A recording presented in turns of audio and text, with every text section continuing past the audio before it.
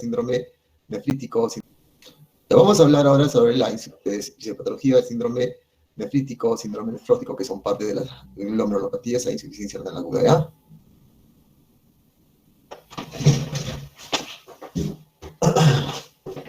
Ya saben que los riñones son dos órganos muy importantes, que son del tamaño de un puño, que se encargan de procesar el 22 al 25% del débito cardíaco.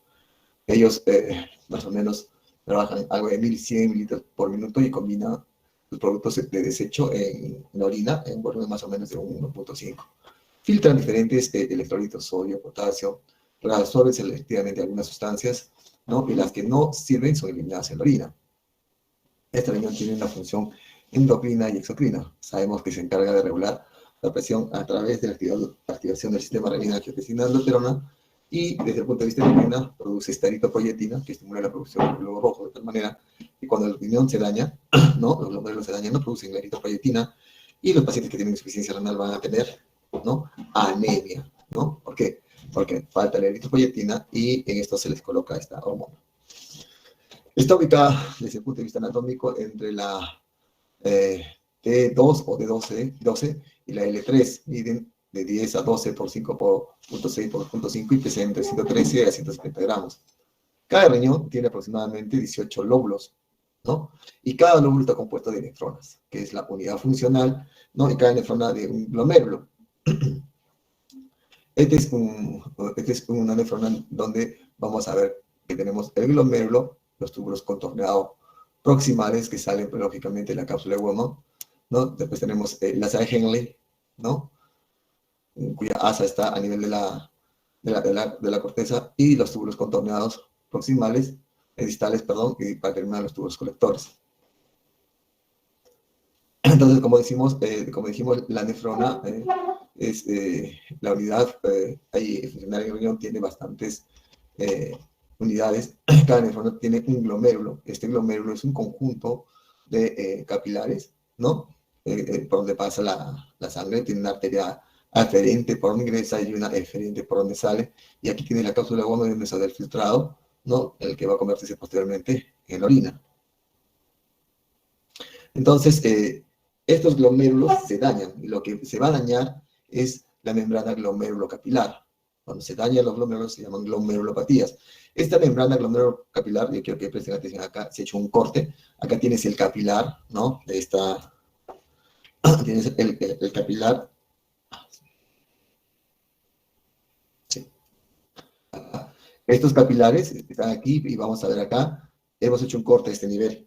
Entonces tienes el capilar, ¿no?, con su endotelio de los vasos. Tienes desde el de morado, que es la membrana basal, y tienes por afuera ya la cápsula de Bowman, donde lógicamente ya está formándose la orina. Tienes esta monocapa de células epiteliales que componen la superficie externa del capilar y tapizan la cápsula de Bowman. Entonces, la sangre va a sacar algunos desechos hacia la cápsula de Bowman, lógicamente, que es la que posteriormente se va a convertir en orina. Entonces, la membrana alveolo-capilar tiene estas tres partes, ¿no? Entonces, las células epiteliales están unidas a la membrana nasal por extensiones citoplasmáticas individuales denominadas extensiones podálicas. Los glomérulos filtran la sangre, ¿no?, y va a permitir el paso de algunas sustancias, ¿no? Por ejemplo, de la sangre al espacio de Bowman va a pasar el agua, glucosa, algunos aminoácidos. Sin embargo, evita, ¿no?, que pase de la sangre a la cápsula de Bowman, ¿no?, algunas partículas grandes, como por ejemplo proteínas y células plasmáticas, células hemáticas. De tal manera que cuando nosotros encontramos en la orina proteínas y algunas células, como por ejemplo hematíes, que se caracterizan por ser hematíes crenados en forma de estrellita, decimos que hay un daño a nivel glomerular, ¿no?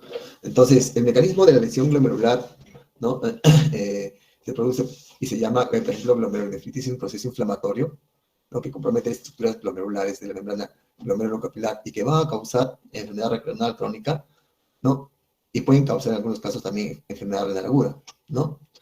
Las principales causas de la glomerulonefritis son primarias, ¿no?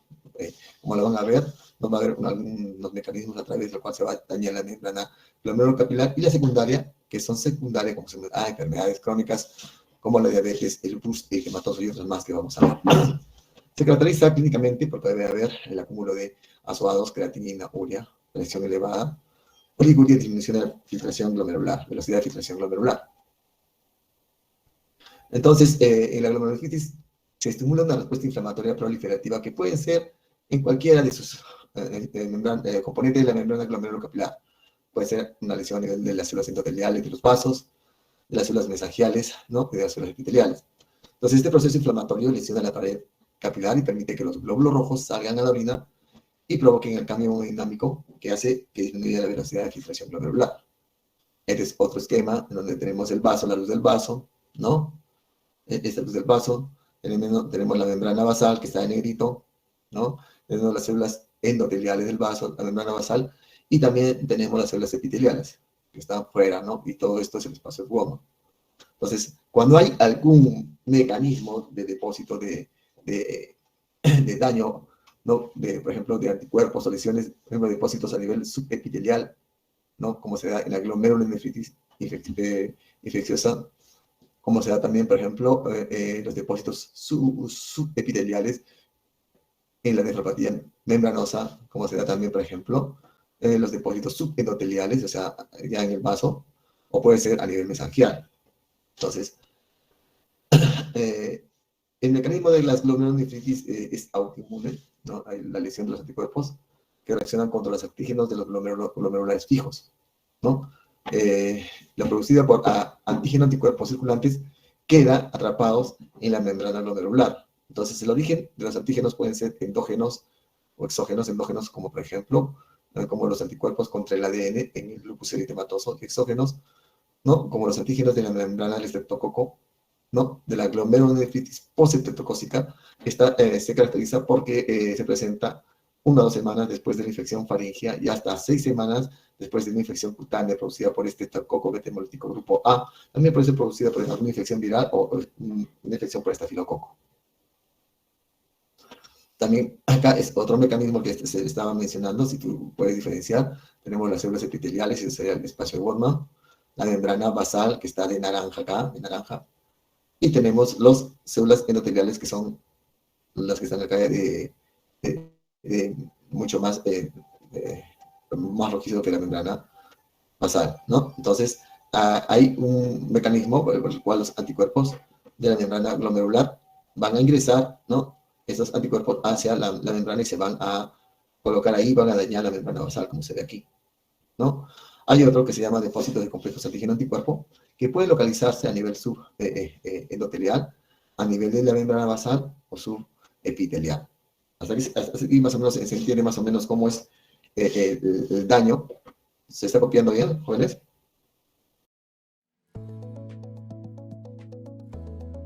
Como decimos, con ojos cerrados. Sí, doctor, sí se está copiando bien. Entonces, gracias, hay bastantes formas de las glomerulopatías. Las principales son estas que se ponen acá, por ejemplo, la glomerulonefritis proliferativa aguda, la glomerulonefritis rápidamente progresiva, el síndrome nefrótico, la glomerulonefritis membranosa, la enfermedad con cambios mínimos, la glomerulosclerosis segmentaria focal, la nefropatía por IgA y la glomerulonefritis crónica, para que tengan conocimiento. Desde el punto de vista fisiopatológico, vamos a hablar ahora del síndrome nefrítico y el síndrome nefrótico, ¿no? Son dos patologías que se caracterizan por un daño a nivel glomerular. La primera, el síndrome nefrítico, se va a caracterizar porque el paciente va a tener hematuria, proteinuria, disminución de la velocidad de filtración glomerular, que va a llevar a la oliguria, y que si no se soluciona va a dar una insuficiencia renal, ¿no? Lógicamente con retención de sal, de agua, con edemas, hipertensión.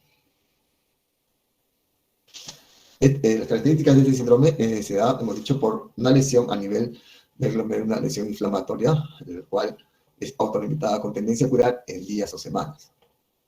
Nosotros normalmente eliminamos, no debemos eliminar proteínas, pero si nosotros hablamos a ciencia cierta, se debe eliminar 0.5 miligramos por kilo.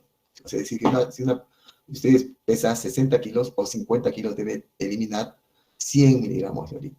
De tal manera que cuando uno pone en el examen completo de orina, esa cintita para ser proteinuria, va a salir negativo, porque esa cintita que te indica que hay proteinuria positivos cuando se tiene 150 miligramos de proteínas. Acá en este caso va a haber síndrome nefrítico va a haber proteinuria de un rango no nefrótico, es decir, menos de 2 gramos por día, o sea, menos de 2000 miligramos por día, ¿no? Entonces, la hematuria es por el daño de la membrana glomerulocapilar que permite el pase al espacio de Bondon.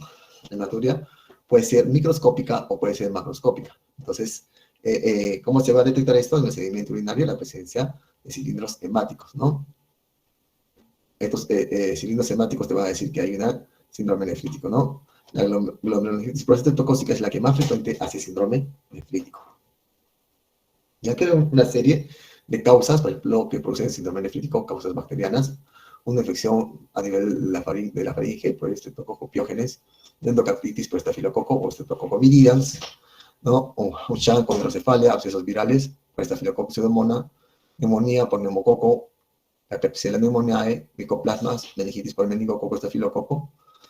También tenemos infecciones virales producidas por el virus de inmunodeficiencia adquirida, hepatitis B, hepatitis C, Epstein-Barr, citomegalovirus, varicela, rubiola, mononucleosis, etc. También parasitarios, ¿no? Malaria, esquistosomiasis, toxoplasmosis, filariasis, y algunos hongos como Candida albicans, ¿no? Y algunas riquecias, ¿no?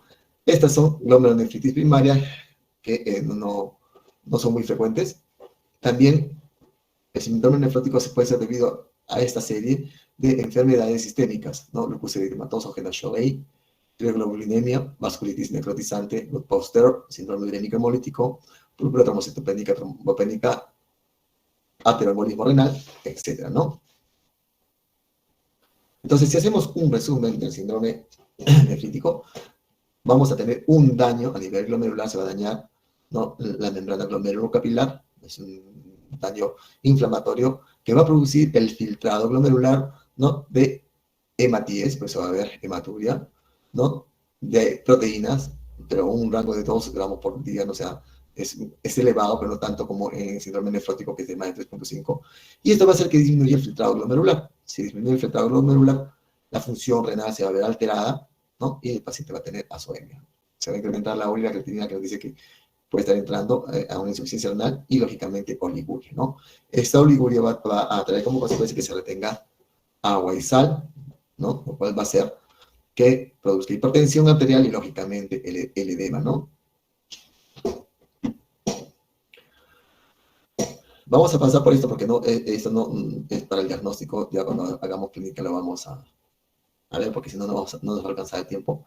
El síndrome nefrótico, ¿no? Es otra glomerulopatía, ¿no? Que puede ser primaria, cuando se diagnostica a los menos de 15 años, generalmente es idiopática, ¿no?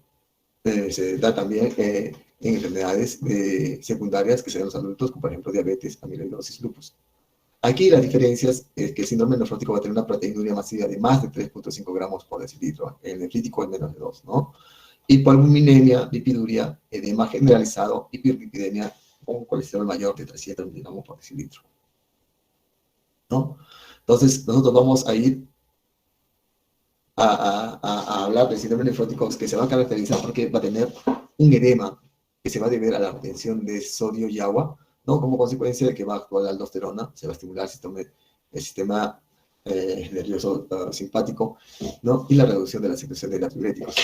También va a haber disminución de proteínas por debajo de los niveles para mantener una presión mucótica en el espacio vascular. Este síndrome nefrótico se caracteriza porque puede presentar disnea por edema agudo del pulmón. La disnea puede deberse a derrames pleural, ¿no? Puede deberse también a una ascitis, ¿no? También vamos a ver que hay vulnerabilidad a las infecciones, y esto se relaciona con las pérdidas de proteínas. Y si hablamos de proteínas, están acá las inmunoglobulinas, ¿no? Y también las que forman parte del complemento que oxonizan. Se pierde también proteínas fijadoras por la orina, lo que ocasiona disminución, por ejemplo, de zinc, cobre, hierro y de algunas hormonas y fármacos. Recuerden que estas van transportadas en la sangre por proteínas que son albúminas, ¿no? Entonces tiene mayor riesgo a complicaciones trombóticas por pérdida de factores coagulantes y anticoagulantes. Y a lo que les dije, la hiperlipidemia, como lo vamos a ver al final. Entonces, el síndrome nefrótico se define como una proteinuria masiva mayor de 3.5 gramos, ¿no? Por día, o más de 3.5 gramos por 1.73 metros cuadrados de superficie corporal, ¿no? En los niños, mayor de 40 miligramos por hora por metro cuadrado. ¿no? Lo que yo les dije, normalmente se debería menos de 150 miligramos si queremos hacer el screening con la cintita, o más, o lo que debemos es saber 2 miligramos por kilo por día. Se dice que tenemos síndrome nefrótico cuando tenemos hipoproteinemia, hipoalbuminemia menos de 2.5 gramos, hipercolesterolemia, hipertrigliceridemia, lipiduria, cilindruria con microhematuria en el examen completo de orina. Desde el punto de vista del examen clínico, vamos a tener edemas que pueden llevar un edema generalizado que se llama nasarca. Va a tener policerositis, que quiere decir que va a haber derrame pleural, puede haber derrame pericardio y ascitis, ¿no? También va a haber aumento del alfa-2 beta-albumina, hipercoagulabilidad que va a llevar a procesos trombóticos, presiones arteriales bajas, a diferencia de síndrome nefrítico que va a haber hipertensión, y la función renal va a verse comprometida con tendencia a la oliguria. Igual, ¿no? Una serie de enfermedades, ¿no? De infecciones que producen síndrome nefrótico, ¿no? Fármacos, mercurio, orocaptopil, rifampicina, hidantoína, tolbutamida, ¿no? Algunas venenos, algunas enfermedades sistémicas como lupus, artritis reumatoidea, Hashimoto, Goodposter, vasculitis, arteritis de Yacaso, síndrome de Sjögren, dermatitis, etc., ¿no? Y también trastornos metabólicos como, por ejemplo, amiloidosis, diabetes, hipohipertiroidismo, dermatocitosis, algunas neoplasias, ¿no? Por ejemplo, tumores sólidos de pulmón, colon, estómago, algunas leucemias y linfoma de Hodgkin. Entonces, como ustedes ven, es una gama de enfermedades que pueden producir síndrome nefrótico. Entonces, ¿cómo resumimos el síndrome nefrótico? Es una patología, al igual que el síndrome nefrítico, en donde hay daño a nivel glomerular por diferentes mecanismos, ¿no? Que se va a caracterizar porque va a haber aumento de la permeabilidad, ¿no? A las proteínas, ¿no? Entonces, el riñón va a dañar la membrana glomerulocapilar y va a eliminar proteínas. Entonces, si va a haber eliminación de proteínas, el paciente va a tener hipoproteinemia. Entonces, esto hace que se estimule a nivel hepática la síntesis, ¿no? De estas proteínas que va a producir hiperlipidemia y lipiduria en la orina. Como consecuencia de esta hipoproteinemia también se va a ver afectada la producción, va a haber disminución de las hipogamaglobulinemias y el paciente va a ser susceptible a sufrir infecciones, va a tener disminución de los factores de complemento, de tal manera que va a haber déficit en la opsonización, disminución de algunos factores de coagulación, como disminución de la trombina 3, factores de coagulación el 9, el 11, el 12, lo cual va a traer como consecuencia problemas de coagulación, disminución de albúmina y bastantes proteínas de transporte. Hemos dicho que se transporta cobre, ¿no? Y algunos fármacos por la sangre. Como hay disminución de esto, vamos a tener problemas, ¿no? Con el transporte de estas sustancias. Entonces, ante esta eliminación de las proteínas, especialmente la albúmina por la orina, entonces se va a detectar en el perfil hepático la hipoalbuminemia, ¿no? Eso trae como consecuencia que disminuye la presión oncótica del plasma. Entonces, si disminuye la presión oncótica, ¿qué va a pasar? Va a haber un paso del líquido del intravascular al intersticial, se va a un trasudado, ¿no? Y va a haber un edema así bien serio, ¿no? Con un signo de fobia 3/3. Ya un edema que puede llevar, inicia en los miembros inferiores, que llega a rodilla, después muslo, y hacerse generalizado, conocido como nasarca. Entonces, si disminuye la presión oncótica, o sea, hay paso del líquido del intravascular al intersticial, lógicamente el volumen plasmático efectivo va a disminuir. Y sabemos que el riñón funciona con volumen. Si disminuye, vamos a tener como consecuencia deterioro de la función renal. Esta disminución del volumen plasmático va a hacer que se aumente la hormona antidiurética, ¿no? ¿Para qué? Para que no elimine mucha orina, aumente el tono simpático, vaya a vasoconstricción, ¿no? Y aumente el eje renina-angiotensina-aldosterona, que es un potente vasoconstrictor, con el afán, ¿no? de que aumente la filtración glomerulosa. ¿Y cómo va a ser eso? Que estos van a producir retención de agua y sal, ¿no? Lo cual también va a contribuir a que haya más edema. Hasta aquí la primera parte. No sé, esta es una serie de patologías en donde se compromete el glomérulo, que lo que nos ha pedido la bibliografía que revisemos, síndrome nefrítico y síndrome nefrótico.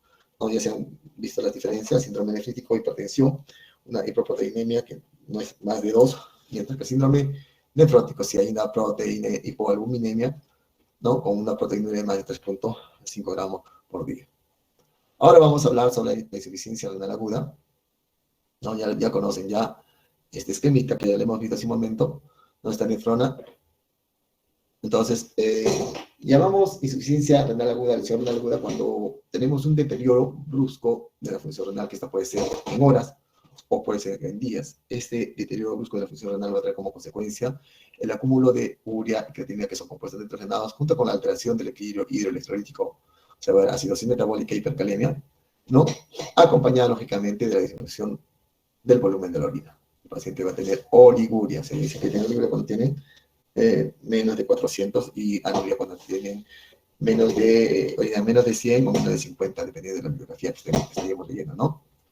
Otras definiciones de insuficiencia renal aguda o lesión renal aguda es cuando hay un incremento de la creatinina mayor de 0.5, ¿no? Entonces, lo normal es de 0.6 a 1.2. Si se eleva a 0.5 más, ya estamos frente a una insuficiencia renal aguda.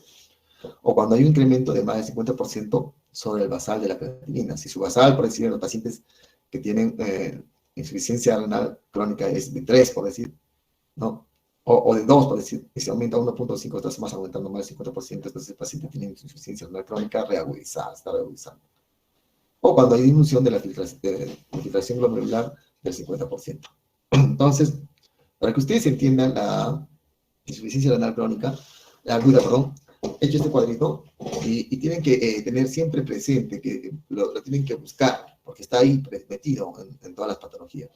Entonces, la insuficiencia renal aguda puede ser prerrenal, renal propiamente dicha, o intrínseca y porrenal, ¿no? Ya saben que la prerrenal es del 60%, intrínseca 35% y 5% de la porrenal. La renal propiamente dicha, la intrínseca, tiene tres formas: la necrosis tubular aguda, que es la de mayor frecuencia, 85%, la nefritis intersticial 10%, y la glomerulonefritis, ¿no? 5%. Ya hablamos de las glomerulopatías que producen insuficiencia renal crónica y también pueden producir insuficiencia renal aguda. De esta necrosis tubular, la más frecuente es la isquémica, 50%, y la tóxica, 35%, como vamos a ver. Este cuadrito es muy importante, quiero que ustedes lo memoricen.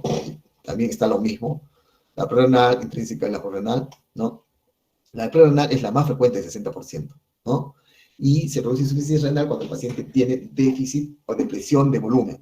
¿Cuándo hay depresión de volumen? Cuando el paciente tiene, por ejemplo, hemorragia digestiva alta, una cirugía donde no enclampa bien el vaso, partos con excesivo sangrado, cuando hay pérdidas gastrointestinales, con diarrea, por ejemplo, en el caso de cólera, síndromes eméticos de etiología determinada, o cuando hay pérdidas renales abundantes, cuando están usando indiscriminadamente el diuréticos, ¿no? O cuando el paciente tiene diabetes insípida, hay depresión de volumen. Cuando el paciente tiene quemaduras de segundo o tercer grado, grandes quemados, también pierden bastante, ¿no? Líquido. O cuando el paciente tiene una pancreatitis, forma un tercer espacio, ¿no?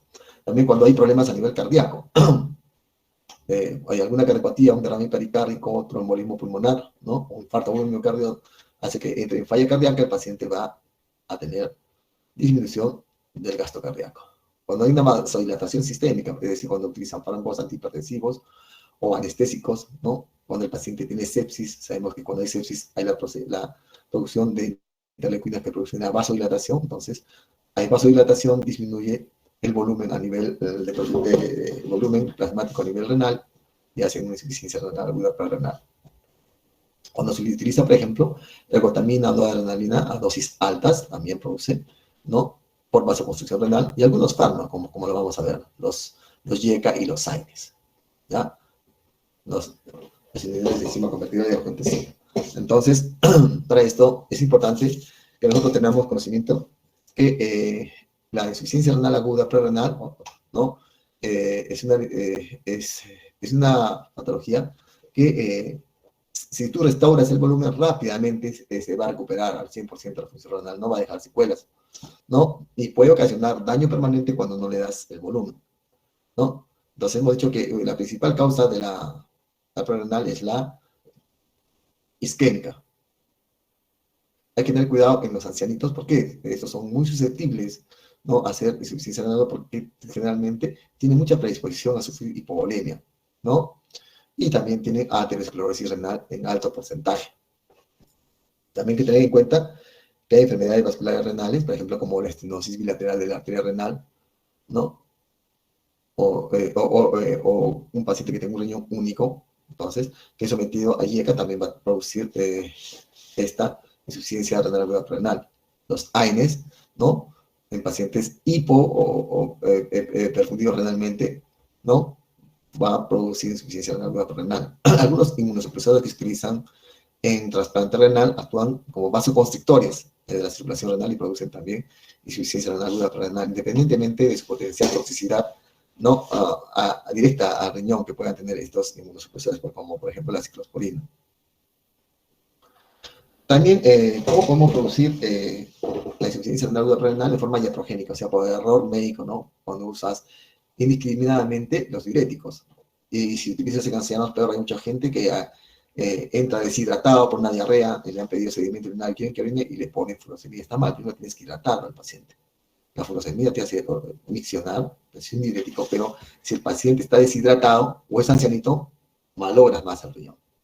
Cuando también se utilizan algunos fármacos vasoconstrictores intrarenales y en pacientes que están hipoperfundidos, como por ejemplo el uso de adrenalina, dopamina, a dosis 3 horas y el paciente está hipoperfundido. O sea, esta adrenalina y la dopamina se debe utilizar, ¿no? Cuando hay hipotensión, pero siempre y cuando haya repuesto el volumen, ¿no?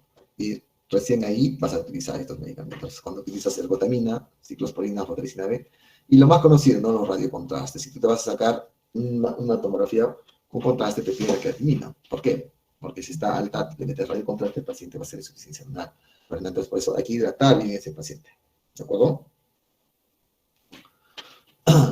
Entonces, si hablamos de la fisiopatología de la insuficiencia renal aguda renal, entonces, ¿qué es lo que sucede? Ante la hipoperfusión renal, el riñón tiene mecanismos autorreguladores del flujo sanguíneo renal, ¿no? Regulación de la resistencia de las arteriolas aferente y eferente del aparato extraglomerular, como van a ver.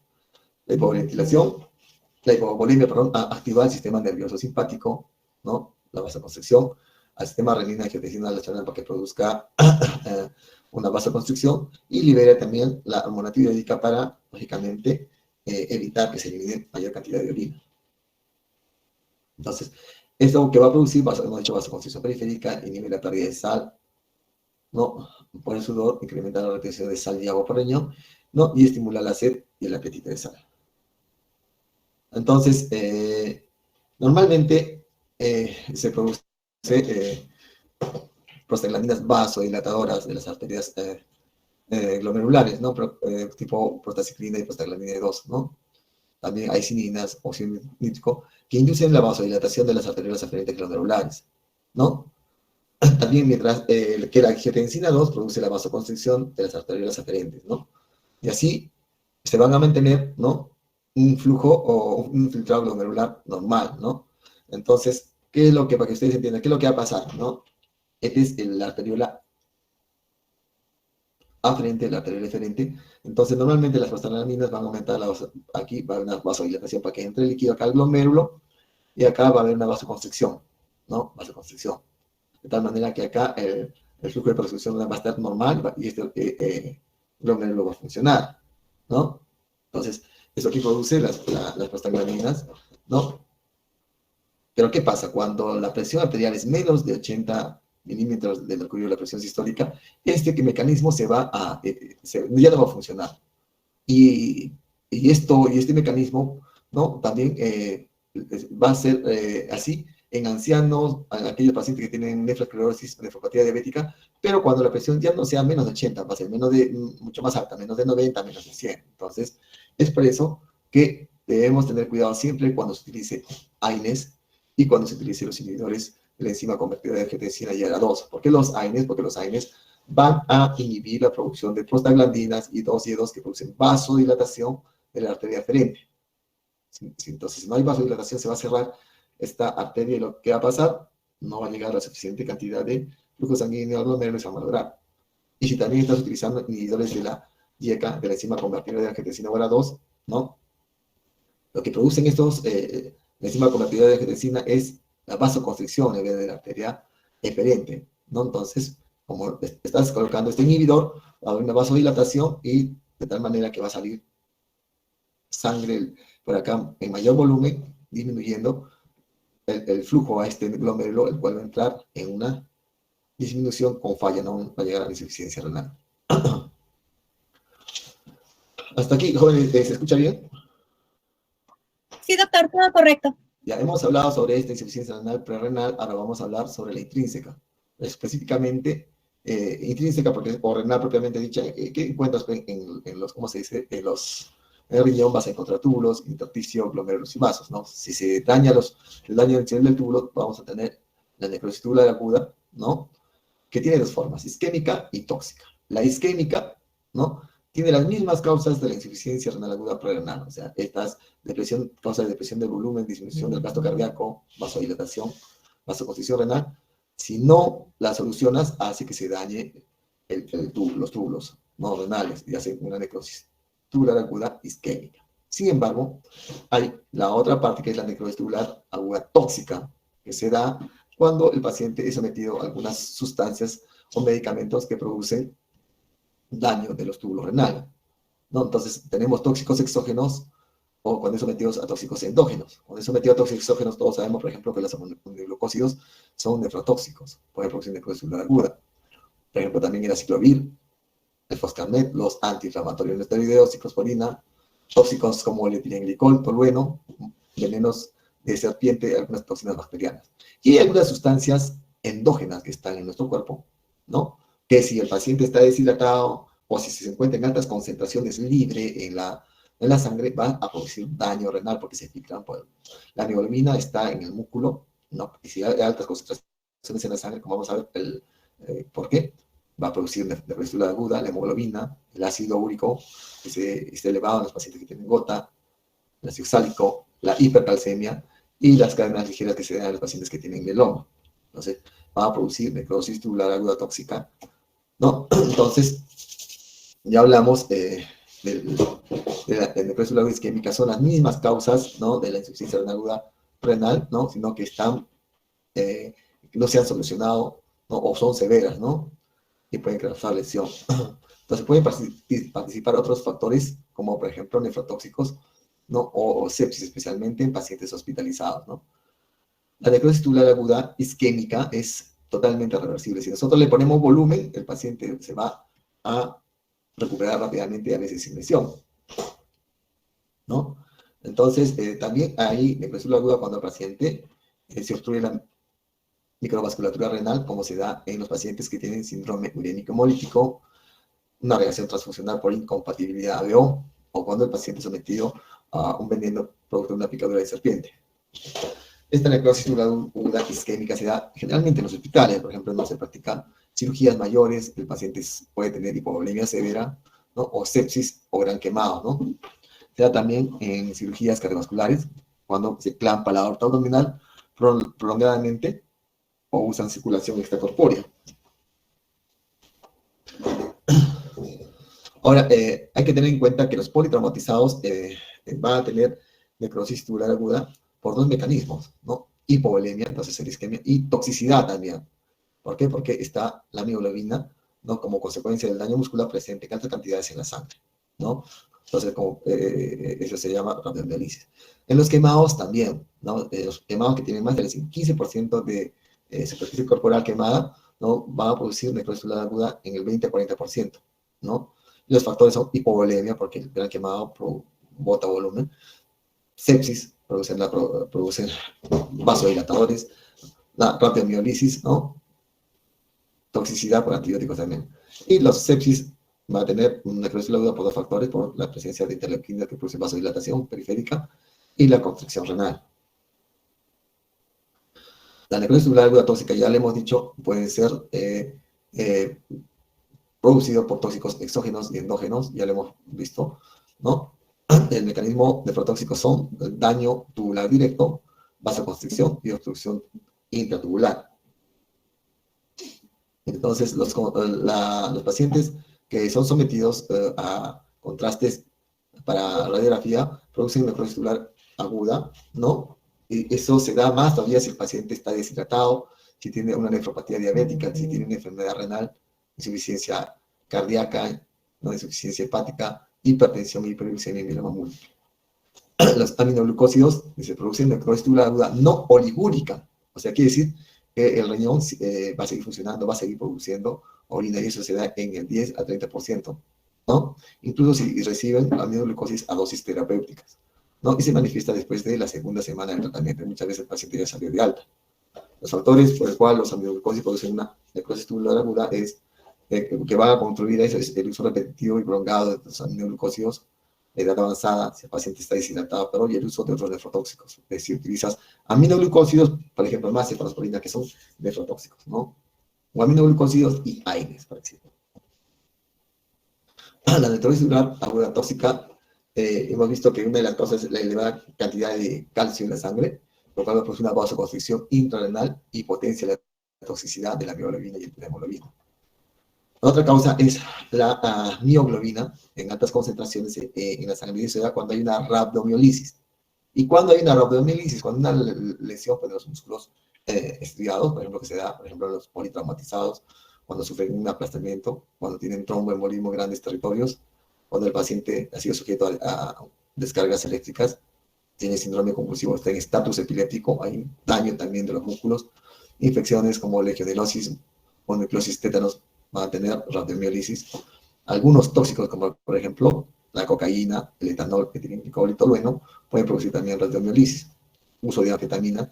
La lovastatina, que se utilizaba mucho en los pacientes que tienen hipercolesterolemia, también produce rhabdomiolisis. Por eso que las estatinas, hay que tener mucho cuidado de preguntarle a estos pacientes que reciben para el colesterol elevado si están orinando o rojo, porque eso puede ser mioglobina que está saliendo por la orina, ¿no? Y si es así, mucho cuidado, porque puede ser insuficiencia renal aguda, o sea, necrosis aguda tóxica. Y también algunas lesiones autoinmunes como polimiositis o miopatías hereditarias. Cuando me dejaron en visto y yo le escribí a los 5 minutos. Cuando hice una videollamada. Entonces, la hemoglobina produce necrosis cuando está libre en la sangre, en altas concentraciones, produce necrosis tubular aguda, ¿no? Y eso se da cuando hay una hemólisis masiva, o sea, anemias hemolíticas masivas, ¿no? O cuando hay la presencia de fármacos, infecciones, ¿no? O causas genéticas como, por ejemplo, el déficit de glucosa 6-fosfato deshidrogenasa, o mecánicos, por ejemplo, cuando hay una circulación extracorpórea o prótesis. Tanto la hemoglobina como la mioglobina son pocos nefrotóxicas de por sí, pero si el paciente tiene hemoglobina y mioglobina suelta en la sangre, el paciente es viejito, está deshidratado y el pH urinario es ácido, va a provocar un daño tubular renal. ¿De acuerdo? Otro mecanismo, por ejemplo, es la acumulación de ácido úrico, ¿no? Que se da en los pacientes que tienen gota mal controlada, o por ejemplo, los pacientes que tienen mieloma múltiple con la presencia de proteínas de cadena ligeras. Entonces, si vamos a hablar de la fisiopatología de la insuficiencia renal aguda intrínseca, se ha escogido la necrosis tubular aguda la más representativa porque tiene la mayor frecuencia. Entonces, es producida, hemos dicho, por daño isquémico y tóxico de las células epiteliales de los túbulos. Este daño de las células epiteliales de los túbulos se va a traducir a una reducción de la filtración glomerular. Y si disminuye esta filtración, ¿no? Lógicamente va a haber el riñón que se va a dañar, ¿no? Entonces, los mecanismos, va a haber una vasoconstricción y contracción mesangial, escamación de las células tubulares, obstrucción intratubular por detritus tubulares y flujo retrógrado a través del túbulo dañado, ¿no? Entonces, ¿qué es lo que va a pasar acá? Este es el túbulo, los túbulos renales, ¿no? La necrosis tubular se está lesionando todos el epitelio tubular, va a salir hacia la luz, esta es la luz de los túbulos colectores, entonces se va a obstruir. Y si se obstruye el túbulo, ¿qué va a pasar? No, si se obstruye este nivel, no, el glomérulo que está filtrando normalmente la orina así sin presión, ya no lo va a poder hacer y se va a dañar. ¿Por qué? Porque hay una obstrucción a este nivel, ¿de acuerdo? Entonces, la fisiopatología de necrosis tubular aguda isquémica se caracteriza porque va a haber alteraciones hemodinámicas y daño tubular, ¿no? Dentro de las alteraciones hemodinámicas tenemos la contracción mesangial, que va a producir una reducción del coeficiente de ultrafiltración. Una vasoconstricción también produce reducción del flujo plasmático renal y presión glomerular. Y la congestión medular, que produce hipoxia en la médula externa. Todo esto va a traer como consecuencia reducción del filtrado glomerular, o sea, falla renal. También, por su lado, el daño tubular, no va a haber una obstrucción tubular, que va a producir el filtrado glomerular, y una retrodifusión, o sea, hacia arriba, que va a dañar el glomérulo. Ahora, si hablamos sobre la insuficiencia renal aguda del intersticio, la máxima replante de la nefritis intersticial, aquí se va a ver, se caracteriza más que todo, es como una reacción alérgica a diferentes fármacos. Mira, penicilina, cefalosporinas, precisamente todas las cefalosporinas, excepto la ceftriaxona, produce una nefritis intersticial aguda, rifampicina, el ciprofloxacino, los AINES, ¿no? Los diuréticos, captopril, algunas infecciones por bacterias hongo, rechazo celular agudo, ¿no? Infiltraciones neoplásticas y enfermedades autoinmunes como el ES, ¿no? Hemos dicho como una reacción alérgica a los fármacos. Si tú retiras este fármaco, se va a evitar más daño, ¿no? Son menos frecuentes las enfermedades autoinmunes, hemos dicho LES, filtrativas como sarcoidosis, infecciones como la legionelidosis o la infección por cantavirus. Para retirar el agente causal, se mejora. Los glomérulos lo vamos a pasar rápidamente. Hemos visto ya las causas de glomerulopatías, ¿no? Los cuales pueden dañar el glomérulo y pueden producir una insuficiencia renal crónica o pueden producir una insuficiencia renal aguda. Por ejemplo, la postreptocócica, la que produce endocarditis, ¿no? La mononucleosis, la malaria, y la que produce una glomerulonefritis rápidamente progresiva, que generalmente es idiopática o postreptocócica, o la que es secundaria, por ejemplo, al lupus eritematoso culpa usted, o a fármacos como la penicilamina y la hidralazina, ¿no? Entonces, vamos a hablar ahora sobre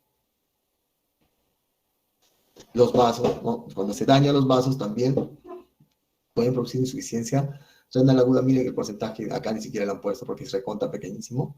Puede ser de grandes vasos o vasos pequeños, ¿no? Si son de grandes vasos,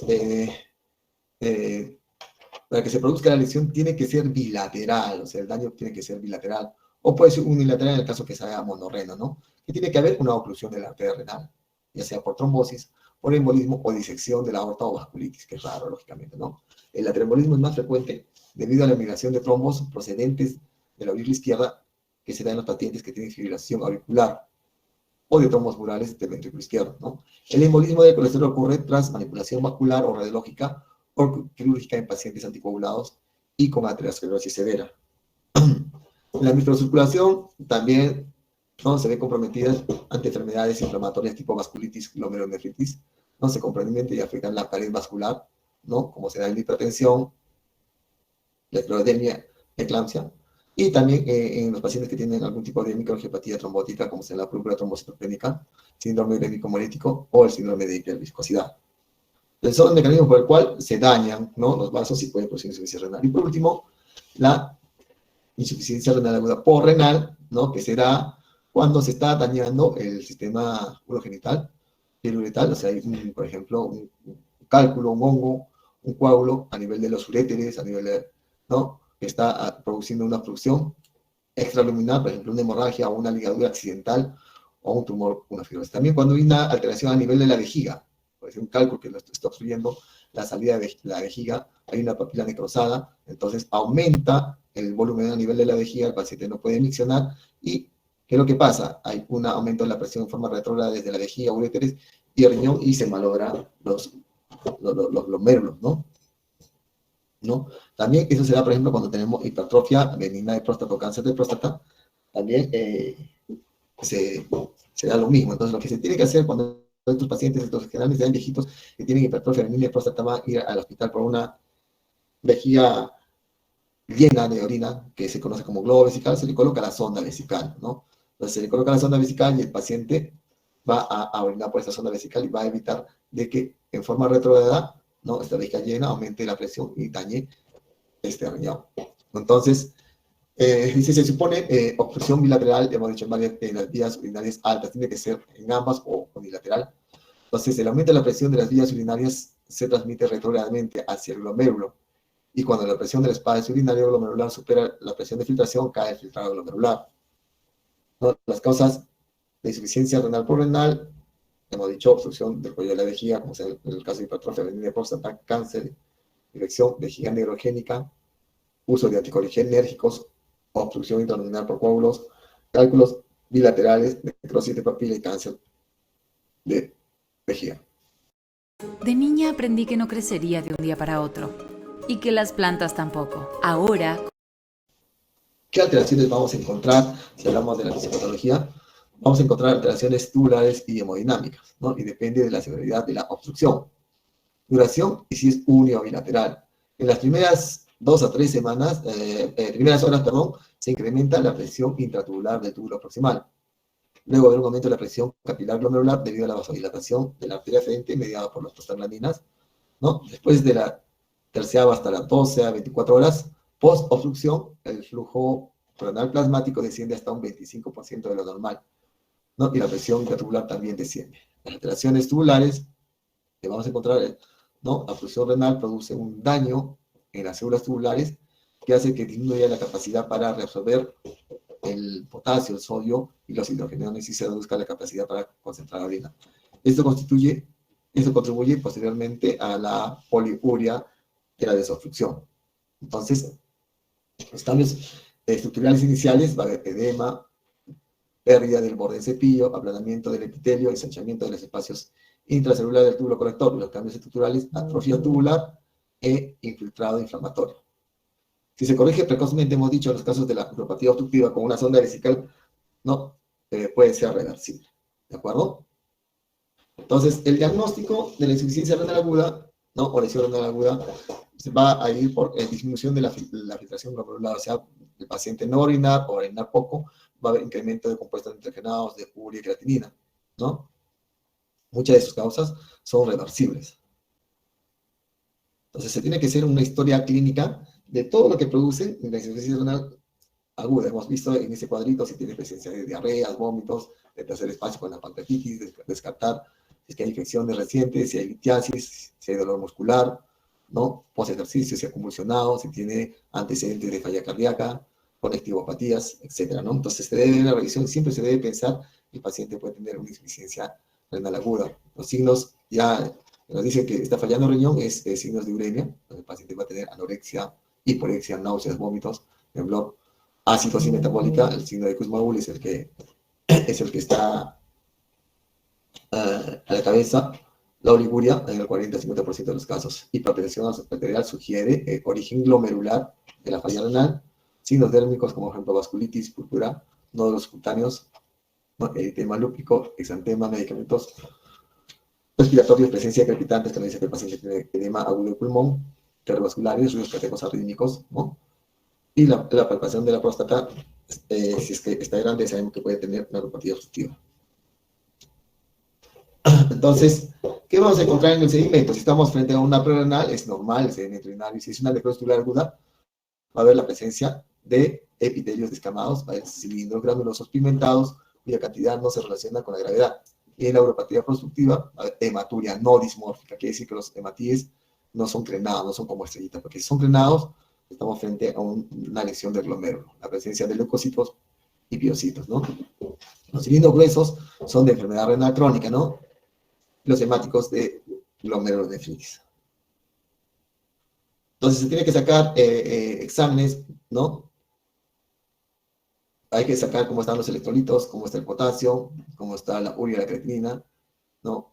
También, si el paciente tiene radiomiolisis, hay que ver si es que hay aumento de la creatinina fosfoquinasa, cómo está el fósforo generalmente bajo. Estudios de imágenes, radiografía para ver el tamaño renal, más que la radiografía, la ecografía nos va a ayudar y nos va a dar las características de cuánta corteza y cuánto médula hay en ese riñón. Generalmente en las ecografías de los riñones que tienen insuficiencia renal aguda no vas a encontrar nada en la crónica, ¿sí?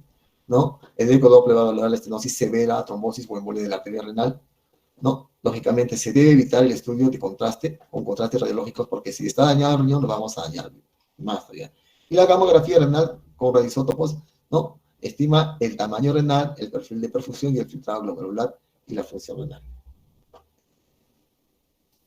El tratamiento en la insuficiencia renal aguda prerenal es poner volumen, porque está perdiendo volumen. Hay que poner volumen si hay una falla cardíaca y se soluciona esa falla cardíaca con inotrópicos y expansores, ¿no? Si es la insuficiencia renal aguda intrarenal, ¿no? Retirar la sustancia, ¿no? O fármacos que está produciendo esta deficiencia artificial, anticoagulación y trombolisis en los casos de embolia o trombosis de la arteria renal, o inmunosupresores si son la glomerulonefritis la que está produciendo, ¿no? O una vasculitis. En la lesión renal aguda obstructiva o renal, ¿no? Se debe restaurar el flujo urinario colocando una sonda vesical. Ahora, si no se puede colocar una sonda vesical, se puede hacer una ostomía a nivel de la vejiga, o si no, también una cateterización intrauretral o pielostomía percutánea que se llama. El tratamiento es la diálisis, ¿no? La hemodiálisis ya no les corresponde a ustedes, la parte de tratamiento. La diálisis aguda que se hace colocando un catéter venoso central de alto flujo. Después, si el paciente ya entra en insuficiencia renal crónica, se hace la fístula arteriovenosa, por donde va a recibir diálisis, o se hace la diálisis peritoneal intermitente o continua, ¿no? Pero los pacientes que tienen insuficiencia renal aguda, la hemodiálisis por un catéter venoso central de alto flujo, ¿de acuerdo? Entonces, para terminar, yo no quiero que se olviden de este cuadrito, ¿no? Cuando vayas a hacer medicina 1, medicina 2, los tipos de insuficiencia renal aguda prerenal, intrínseca, porrenal, y de la intrínseca, necrosis tubular aguda, nefritis intersticial, que son las más frecuentes, ¿no? La prerenal, miren todo lo que producen, la prerenal, que son las mismas causas de la nefritis tubular aguda isquémica, ¿no? Recalcar que, por ejemplo, lo que utilizamos bastante, los antiinflamatorios, ¿no? Producen una insuficiencia renal aguda prerenal, una necrosis tubular aguda tóxica, producen una nefritis intersticial, ¿de acuerdo? Entonces, mucho cuidado con los AINES. También los diuréticos, también los inhibidores de la YECA. ¿Hasta aquí alguna pregunta, jóvenes? Ha sido rápido, el tiempo es